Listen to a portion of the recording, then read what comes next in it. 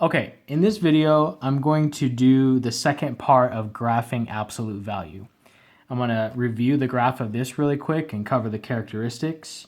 And then I'm going to show you how using this graph, you can determine what this one will look like. This one is basically, this graph right here, given by this function, is basically the same as this one, but the +1 in the absolute value and the -3 outside of it tell me to make some small adjustments to this original graph, and that's it.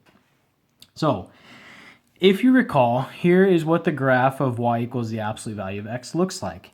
And notice that it will never be negative, and that's true. However, we are allowed to make the graph negative if the adjustments just so happen to do that. So the original graph right here is not allowed to be negative, or it just won't be negative.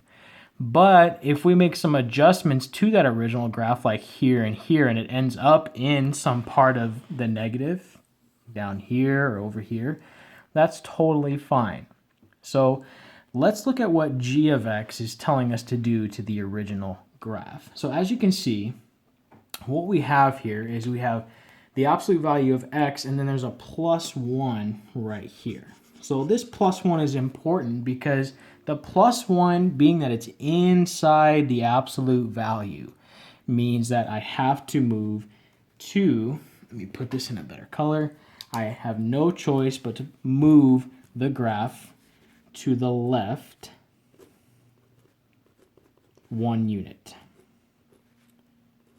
Now you would think because it's positive, it should move to the right. And normally, under normal circumstances, you'd be correct.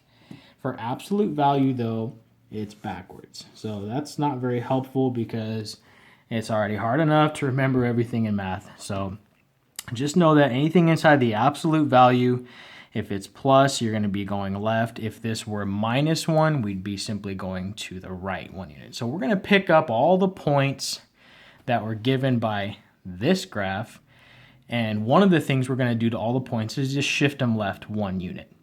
Okay, but there's another adjustment we need to make, and that adjustment is over here with the -3 that's outside the absolute value. So this right here tells me that I have to take all of the points and move them down 3 units.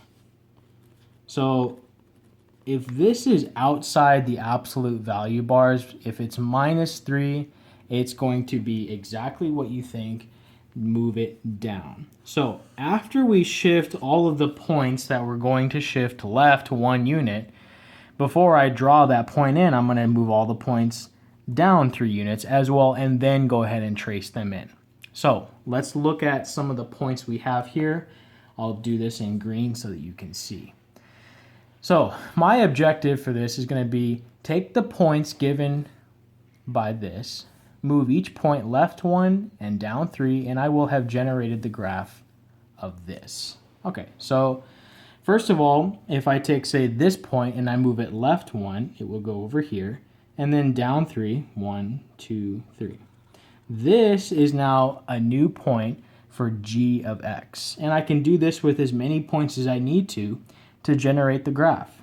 So here's another point, move it left 1 and then down 1, 2, 3. Okay, let's maybe do, you can do whatever points you want.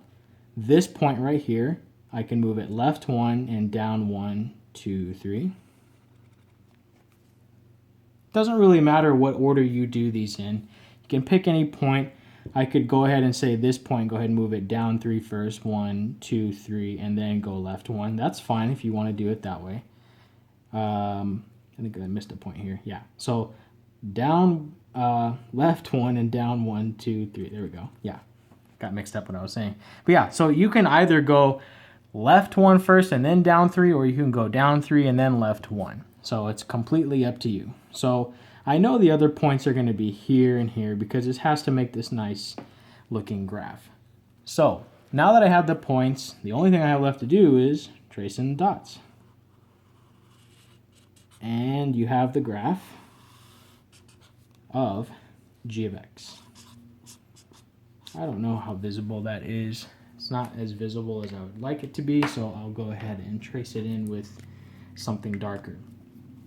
This is the graph of g of x, and all I did is I took my original points that were here, here, here, all of these points that I found by graphing this, and I moved them left 1 and down 3, and thereby graphed g of x. Hope this helps you guys. Leave me a comment, let me know what you think, and as always, I'm taking suggestions, and thank you for watching.